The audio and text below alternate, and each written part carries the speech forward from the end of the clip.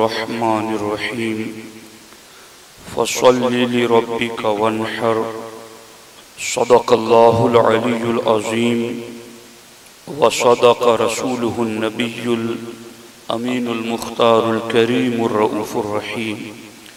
इंतहाई अदब व एहतराम के साथ हुज़ूर सय्यिदुल मुरसलीन ख़ातमुल अंबिया शफ़ीउल मुज़निबीन रहमतुल लिल आलमीन ख़ातमुल मासूमीन राहतुल आशिक़ीन सल्लल्लाहु तआला अलैहि व आलिहि व अस्हाबिहि व बारक व सल्लमा की बारगाह में अपनी ग़ुलामी का सबूत दें और जिस तरीक़े से मैं पढ़ाऊँ मेरे साथ मिलकर हुज़ूर दिल के साथ नज़राना मोहब्बत पेश करें।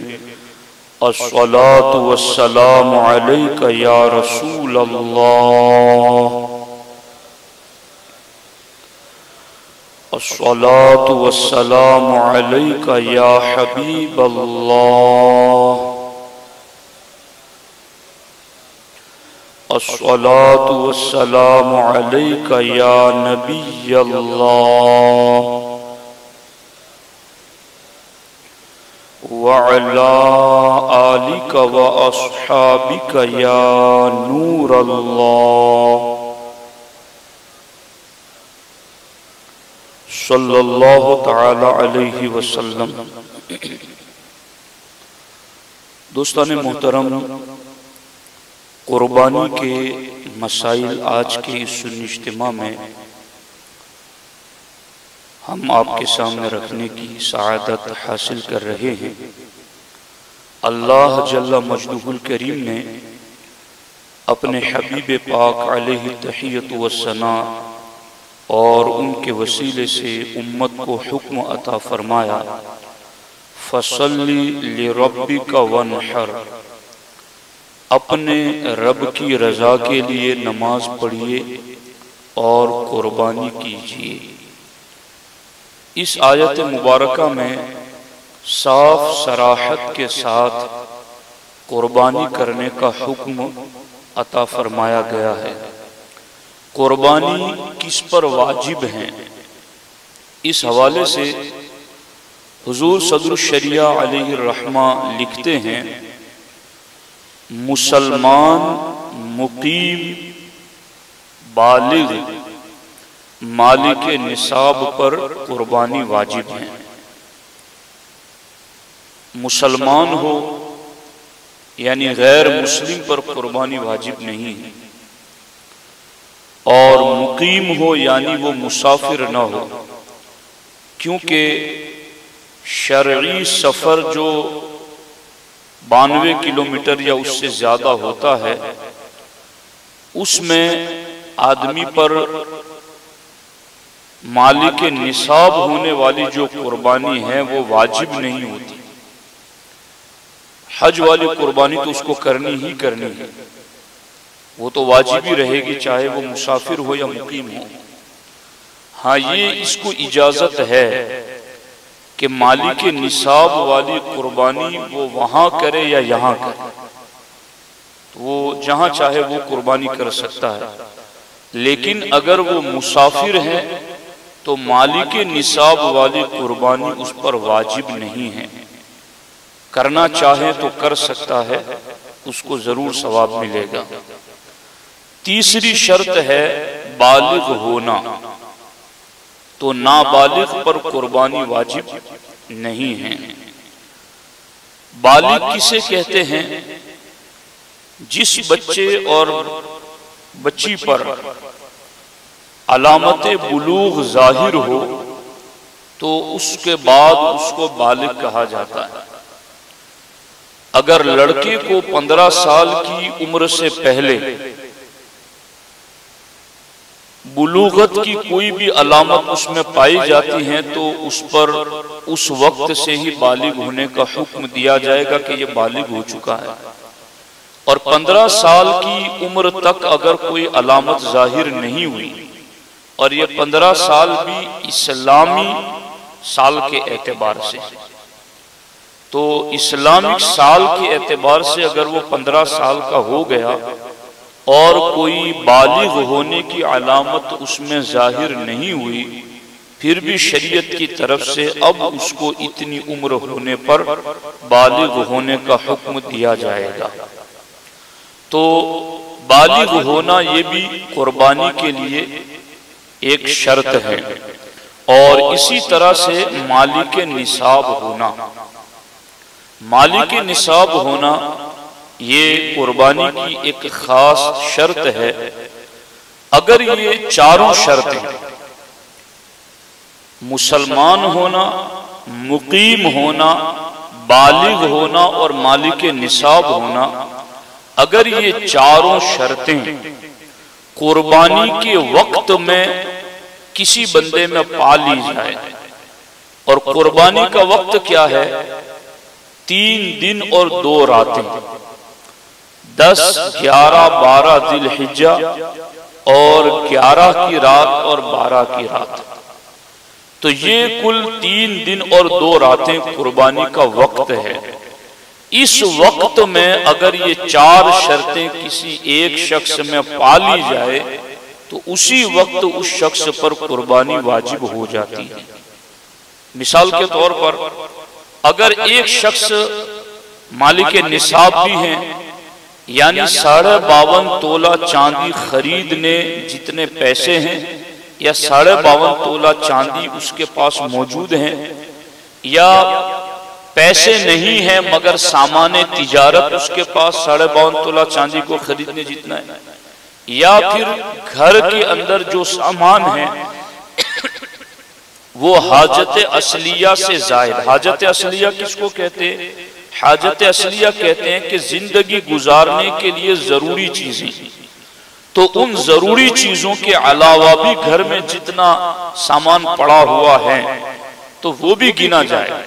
सोना, चांदी, रकम, सामान तिजारत और घर में हाजत असलिया से जायद सामान, ये सब मिला करके भी 52.5 तोला चांदी खरीदने जितनी रकम बन जाती है, तो उस शख्स पर इन 3 दिन और 2 रातों में कुर्बानी वाजिब हो जाती है। तो अब ये देखिए कि ये 4 शर्तें किसी में पाई जाए तो कैसे वाजिब होगा। एक शख्स मालिक निसाब भी है, मालिक निसाब क्या है वो मैंने बता दिया। एक शख्स मालिक निसाब भी है, मुकीम भी है और बालिग भी है, मगर मुसलमान नहीं था। 10वीं जिलहिज्जा को मुसलमान नहीं था मगर 11वीं को हुआ, तो वो 11वीं को हुआ मुसलमान, उसी वक्त उस पर कुर्बानी वाजिब हो गई। 12वीं को हुआ तो 12वीं की मगरिब से पहले पहले जब भी वो मुसलमान होगा, तो चूंकि 3 शर्तें तो पहले से उसमें थी, बालिग होना, मुकीम होना, मालिक निसाब होना, एक शर्त उसमें नहीं थी, वो कुर्बानी के 3रे दिन में पाली गई तो उस पर कुर्बानी वाजिब हो गई। इसी तरह से बाकी शर्तें भी, कोई शख्स पहले दिन मालिक निसाब नहीं था, अब वो मुकीम भी है, मुसलमान भी है, बालिग भी है, मगर पहले दिन कुर्बानी का मालिक निसाब नहीं था, दूसरे दिन मालिक निसाब हो गया तो कुर्बानी वाजिब, 3रे दिन मालिक निसाब हो गया तो कुर्बानी उसके ऊपर वाजिब। तो कुर्बानी की ये 4 शर्तें जो हैं वो याद रख लीजिए। इन चीजों को असल में याद करना है। ये वो उलूम है जिनका सीखना हम पर वाजिब है। जो इबादत हम पर वाजिब है उसका इल्म सीखना भी हम पर वाजिब है। सुन्नी इज्तिमाआत इसीलिए मुनक़िद होते हैं कि जो हमारी जिंदगी से मुताल्लिक बातें हैं, कम अज कम फराइज व वाजिबात का इल्म तो हमें सिखा दिया जाए, हम तक पहुंचा दिया जाए। तो इन चीजों को आप अच्छे तरीके से अपने ज़हन नशीन कर ले कि मुसलमान हैं, मालिक निसाब है, बालिग हैं और मुकीम हैं। अगर ये चारों बातें 10, 11, 12 जिलहिज्जा के दिनों में या रातों में किसी शख्स में पा ली जाए तो उस शख्स के ऊपर कुर्बानी वाजिब हो जाती है। अब इस सिलसिले के अंदर हुजूर सदरुल शरीअह अलैहि रहमा ने मालिक निसाब होने के हवाले से तफसील फरमाई है, तो उस तफसील का एक हिस्सा मैं आपके सामने रखता हूँ।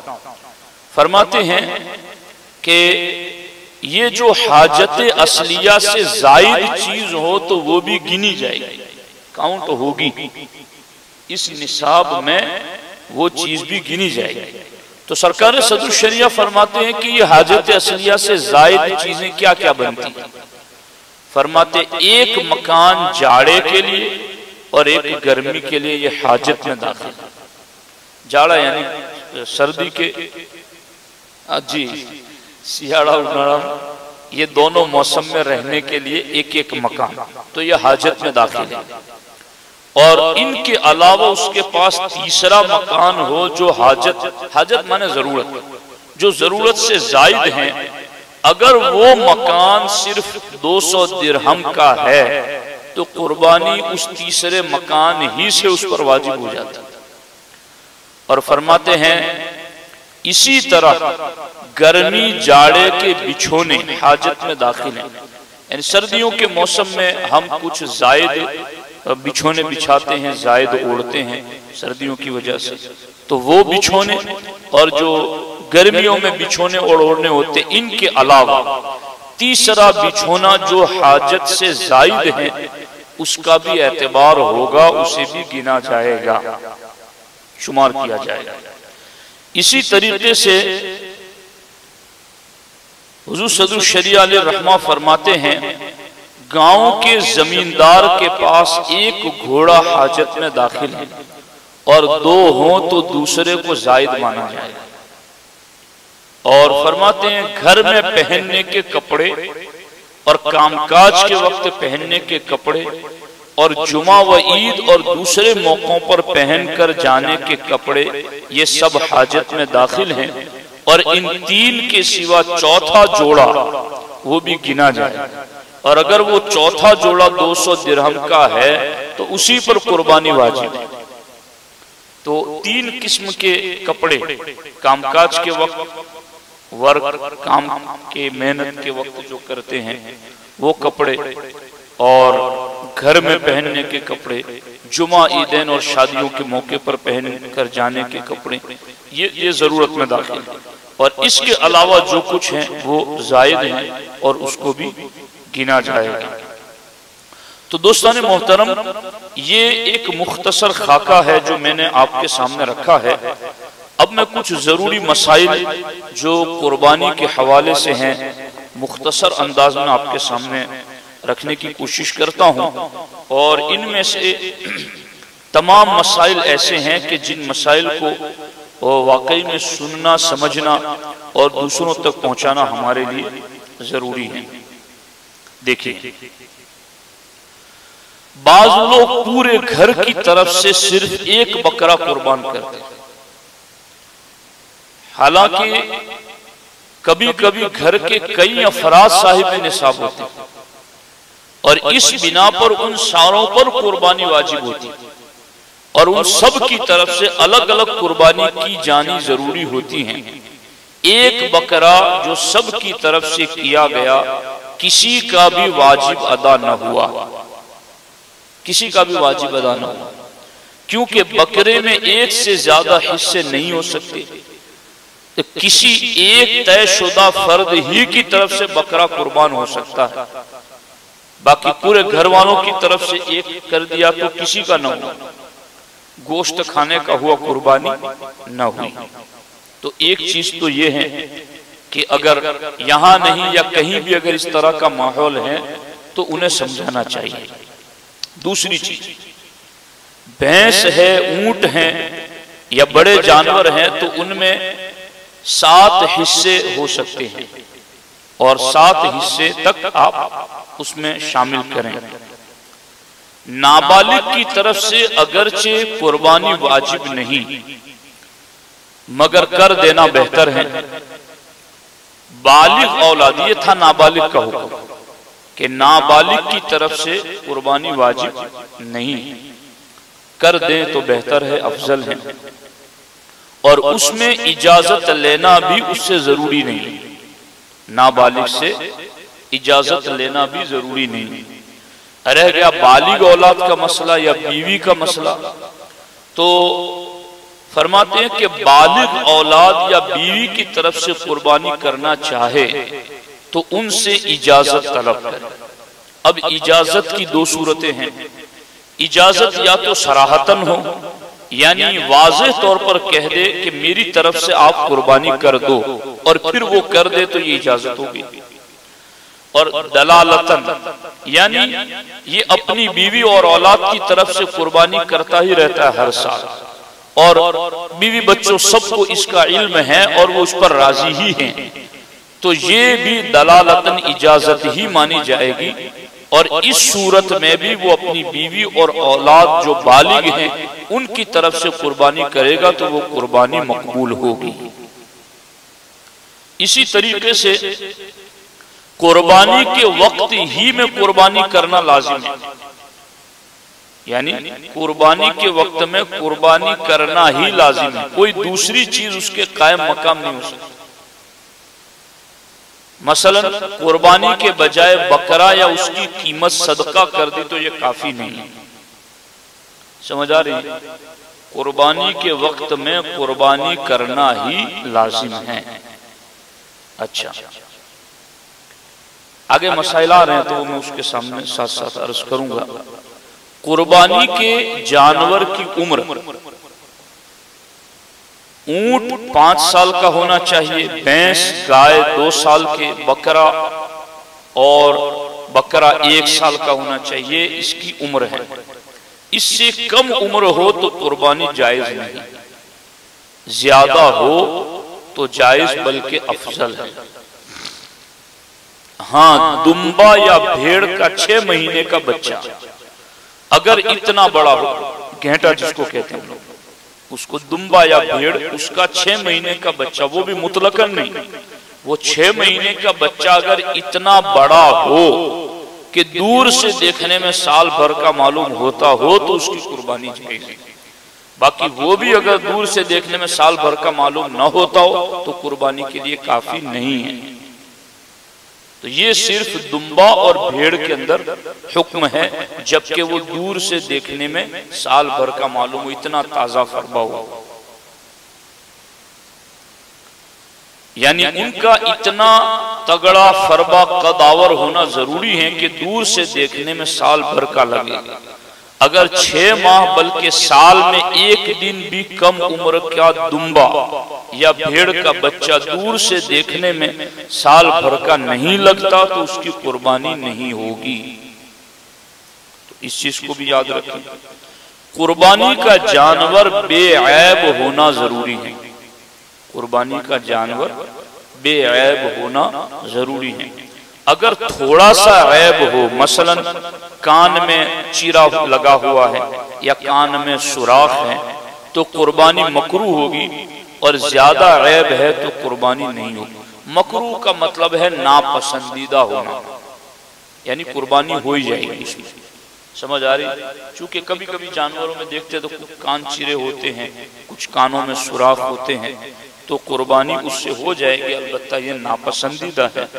बेहतर है कि बिल्कुल सही सालिम ही जानवर अल्लाह की राह में कुर्बान किया जाए। अब ऐब किस किस को कहते हैं, तो इसकी तफसील ये है कि ऐसा पागल जानवर जो चरता ना हो, ये ऐब है। ऐसा पागल जानवर जो चरता ना हो। दूसरा, इतना कमजोर के हड्डियों में मग्ज न हो, और हड्डियों में मग्ज न होना ये कैसे पता चलेगा? उसकी अलामत यह कि वो दुबलेपन की वजह से खड़ा ना हो सके, तो ऐसा जानवर भी ऐबदार है, कुर्बानी में नहीं चलेगा।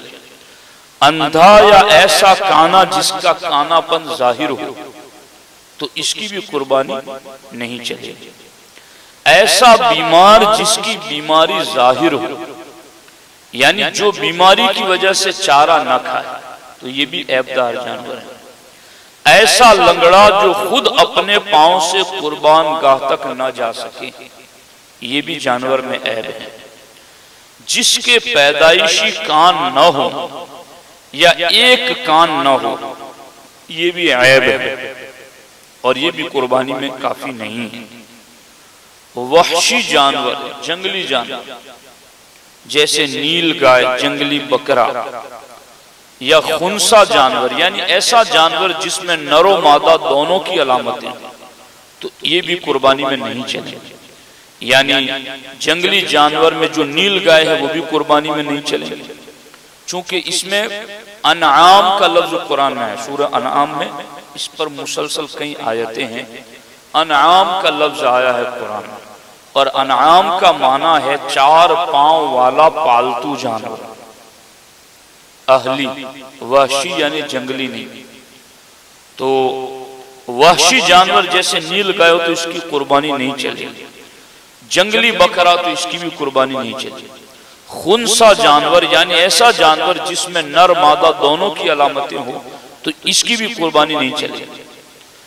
जल्लाला यानी जो जानवर सिर्फ गलीज खाता तो उसकी भी कुर्बानी नहीं चलेगी। जैसे कई गाय, कई बड़े जानवर आपको देखे तो नजासत के ढेर ही पर वो चरते नजर आते।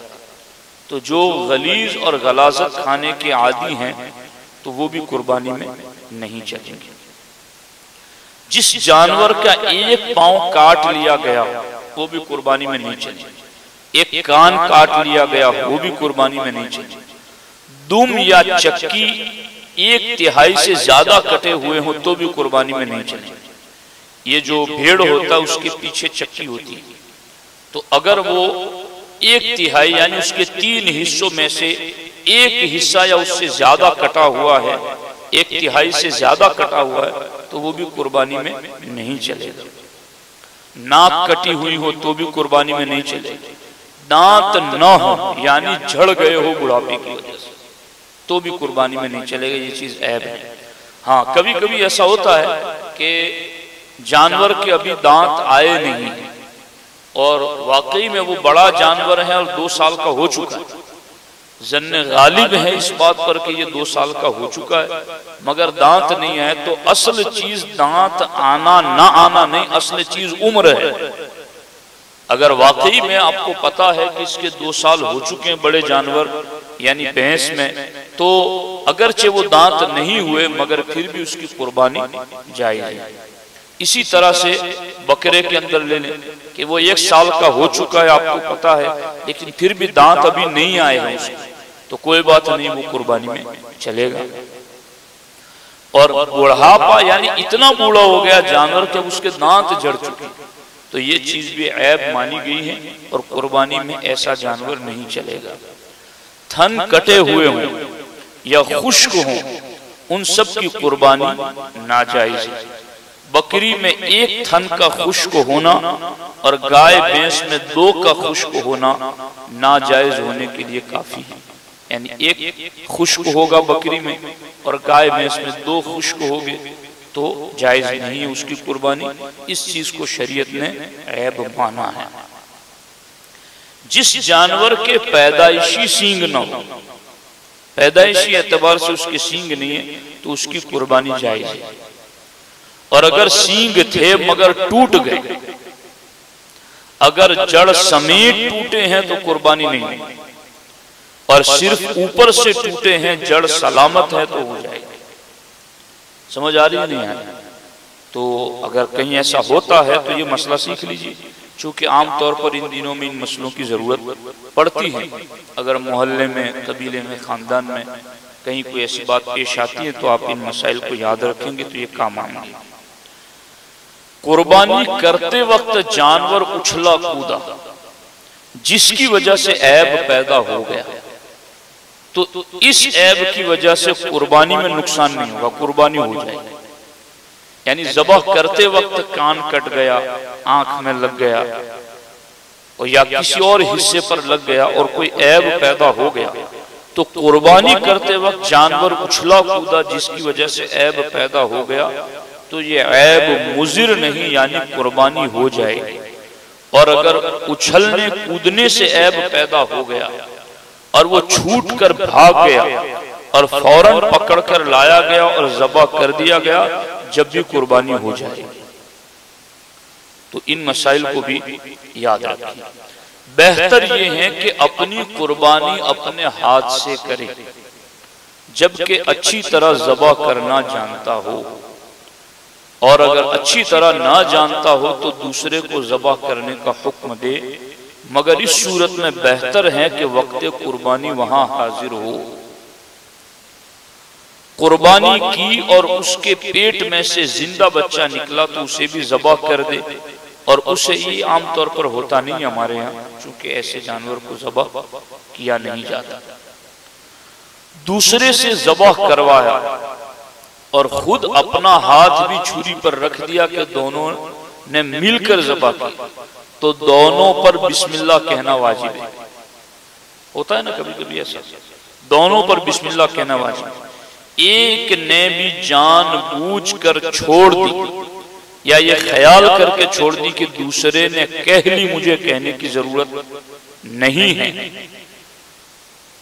दोनों सूरतों में जानवर हलाल नहीं होगा। कुर्बानी नहीं होगी ये जुदा है, जानवर हलाल ही नहीं होगा, गोश्त भी खाने के लायक। आम दिनों में शबीर भाई ये मैं देखता हूँ मुर्गी काटने वालों की दुकानों पर भी मुंह में उनके मावा मसाला है वो, और फिर बेएहतियाती से वहां मुसलमान खरीदते हैं, लेते हैं, और पता नहीं अब ये जो गोश्त है ना, गोश्त जुज़्वे बदन बनता है, मुर्दार खाने से ज़मीर मुर्दा हो जाता है, फिक्र मुर्दा, सोच मुर्दा हो जाता है, गैरत दीनी खत्म हो जाता है। इसलिए वाबी देवबंदी बदअकीदे का ज़बीहा वो तो खाने वाला कोई तस्वुर ही नहीं है। सुन्नी भी ज़बा करता है तो बिस्मिल्लाह पढ़ करके ज़बा करे तो उसका ज़बीहा हलाल, बाकी हलाल तक नहीं, मुर्दार हो जाए। और ये फिर ऐसा ही है जैसी मरी हुई मुर्गी या मरा हुआ जानवर कोई ले जाकर चौराहे पर गंदगी के ढेर पर फेंक दे और वहां से लाकर कोई उसको खाए। ऐसा कोई सोचता है, तस्वुर करता है कि मैं ऐसा, वो 1-2 किलोमीटर मरा हुआ जानवर लोग डाल देते तो मैं वहां जाऊं और उसको काट के पीस बना के लाऊं और फिर खूब अच्छा मसाला लगा करके पकाऊं और खाऊं और खिलाऊं। ऐसा कोई नहीं करता, अपने लिए इसको मायूस समझते, घिन आती। तो मेरे भाइयों, जहां जानबूझ करके अल्लाह का नाम लिए बगैर जानवर ज़बह किया जाता है उसकी हालत ऐसी ही है, इससे कोई मुख्तलिफ नहीं। शादियों में लोग यहाँ वहाँ कहाँ जाते, कोई पूछता नहीं किसका ज़बीहा है और किसने ज़बह किया था, खाने से मतलब है लोगों को। हाँ ये भी है शबीर, वाकई में कई जगहों पर ये भी, वह भी ज़बह करता है तो सस्ता देता है, इसलिए मैं वहां से ले लेता हूँ। तो ऐसी चीजें न करें। हम अपने घर के पास जो दीवार है ना, दीवार अगर पानी उस दीवार से होके जाता है ना तो हम लोग वहां सीमेंट डाल के कुछ ऊंचा कर देंगे ताकि दीवार को नुकसान ना। करते नहीं करते कि यार यहाँ पानी मुसलसल बुनियाद में पड़ता रहेगा तो ये पूरी दीवार खत्म कर देगा, माल लगाओ, यहाँ ईंटें लगाओ, गारा लगाओ ताकि पानी दूर से जाए। तो जो चीज मकान को नुकसान देती है वहां हम तदबीर करके बचाव की कोशिश करते। जो चीज ईमान को नुकसान देती, जो चीज हमारी रूहानियत को नुकसान देती, जो हमारे बातिन को नुकसान देती, तो ये चीजें बहुत अहम हैं। तो यहाँ तो कुर्बानी के अंदर कहा गया कि सिर्फ हाथ रखा और जानबूझकर बिस्मिल्लाह छोड़ दी या ये समझकर छोड़ दी कि इसने कहा मुझे क्या जरूरत है कहने की। दोनों सूरत में कुर्बानी तो होगी ही नहीं, जानवर हलाल भी नहीं होगा। तो इसलिए कुर्बानी में भी एहतियात जरूरी है और आम दिनों में भी गोश्त खाने में खूब एहतियात करना जरूरी है। अब इस सिलसिले में काफी मसाइल हैं जिनको जिक्र किया जाना जरूरी है। हुजूर इमाम अहले सुन्नत से इस बारे में पूछा गया, मालिक निसाब होने के बारे में। तो सरकार आला हजरत से पूछा गया कि अगर जैद के पास मकान सुकूनत यानी रहायशी मकान के अलावा दो एक और हो तो उस पर कुर्बानी वाजिब होगी कि नहीं होगी? आला हज़रत फरमाते वाजिब है, जबकि वो मकान तन्हा या उसके और माल से हाजत असलिया से जायद हो और मिलकर 56 रुपये यानी 52.5 तोला चांदी के बराबर कीमत को पहुंच जाए तो उस पर कुर्बानी वाजिब है। अगरचे उन मकानों को किराए पर चलाता हो या खाली पड़े हो या सादी जमीन यानी प्लॉट वगैरह, अगर मकान सुकूनत इतना बड़ा है, यानी अब ये एक दर्जा और ऊपर आ गया। नहीं, अब तो मकान भी इतने बड़े बड़े होते हैं ना, कई कमरे तो घर में ऐसे ही खाली पड़े रहते हैं कि उसमें कोई सोने वाला ही नहीं। कई लोगों के मकान इतने बड़े होते हैं। तो सरकार आला हज़रत फरमाते हैं अगर मकान सुकूनत यानी रहायशी मकान इतना बड़ा है कि उसका एक हिस्सा सर्दी और एक हिस्सा गर्मी की सुकूनत के लिए काफी हो, तो दूसरा हिस्सा हाजत से जायद है और उस दूसरे हिस्से की कीमत तनहा या इसी किस्म की हाजत असलिया से जायद माल से मिलकर निसाब तक पहुंचे जब भी कुर्बानी वाजिब है। जैसे 2 मंजिला मकान है, अब नीचे के मंजिले के अंदर गर्मी सर्दी दोनों में रहने के लिए ऊपर का मंजिला पूरा खाली है, तो ऊपर के मंजिले को भी गिना जाए और उसकी भी जो कीमत होगी, अब तो उसकी कीमत दूसरी के साथ मिलकर क्या वाजिब। एक कमरा खुद 50,000 से ज्यादा का होता है। 930 रुपये इस वक्त मेरे ख्याल से चांदी की कीमत लगभग है, तो 50,000 तकरीबन 52.5 तोला चांदी की कीमत के बनते हैं। तो 50,000 रुपये हो या 50,000 रुपये जितना सामान्य तिजारत हो या 50,000 रुपये जितना सोना हो या चांदी हो या 50,000 रुपये जैसा हाजत जरूरिया से ज्यादा सामान हो, या ये जितनी चीजें मैंने गिनवाई वो सब मिलकर के 50,000 के बराबर हो, तब भी कुर्बानी वाजिब है। और जैसे मर्द पर वाजिब वैसी औरत पर वाजिब। तो कभी कभी ये भी देखने में आता है कि मर्द तो करते हैं कुर्बानी मगर औरतों की तरफ से नहीं होती। मैं तो इस मसले में ऐसा समझता हूं कि हो सकता है कि मर्द पर कभी कभी साकित हो जाए मगर औरत पर तो हमेशा रहेगी, क्योंकि उसके पास तो इतना जेवर रहता ही रहता है। मर्द को जरूरत हो तो भी वो उसके काम में ना आए उसका जेवर। कई जगहों पर ऐसा होता है, वो जेवर है पहनने का है, बेचेगी भी नहीं। तो याद रखो, अगर हाथ पर पैसा नहीं है, सोना चांदी है औरत के पास मगर हाथ पर पैसा नहीं है, तो ऐसी सूरत में या तो कर्ज लेकर कुर्बानी करे या जरूरत के जितना सोना चांदी बेचकर कुर्बानी करे। किसी सूरत में उस पर कुर्बानी माफ नहीं है।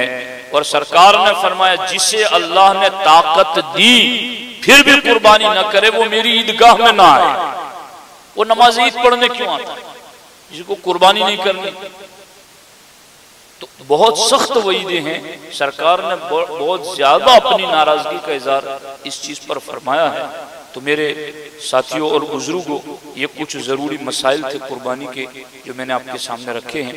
इंशाअल्लाह आइंदा सुन्नी इज्तिमा में भी इन्हीं मसाइल को आगे मैं आपके सामने रखने की कोशिश करूंगा। अल्लाह करीम मुझे आपको सबको अमल खैर की तौफीक अता फरमाए। अस्सलामु अलैकुम व रहमतुल्लाहि व बरकातुहू।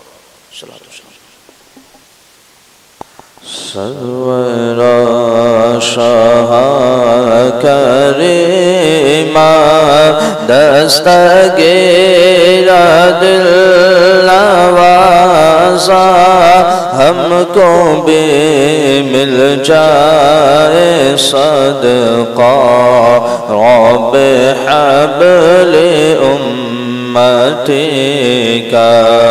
या नबी सलाम अलैका या रसूल सलाम अलैका या हबीब सलाम अलैका सलावातुम अलैका। ए मेरे मौला के प्यारे नूर के आँखों के तारे अब किसे सैयद पुकारे, तुम हमारे हम तुम्हारे। या नबी सलाम अलैका, या रसूल सलाम अलैका, या हबीब सलाम अलैका, सलवातुल्लाह अलैका। सलातुस्सलामु अलैका या रसूल अल्लाह, सलातु वस्सलामु अलैका या हबीब अल्लाह, व अला आलिका व अस्हाबिका या शफीअना यौमल जज़ा। इन्नल्लाह व मलाइकतहु युसल्लूना अलन नबी, या अय्युहल्लज़ीना आमनू सल्लू अलैहि व सल्लिमू तस्लीमा। अल्लाहुम्मा सल्लि अला सय्यिदिना व मौलाना मुहम्मदिन व आलिहि व सहबिहि व बारिक व सल्लिम व उफ़व्विदु अमरी इलल्लाह, इन्नल्लाहा बसीरुम बिल इबाद। व सल्लल्लाहु तआला अला खैरि खल्क़िहि व अला आलिहि व सहबिहि अजमईन बिरहमतिका या अरहमर राहिमीन।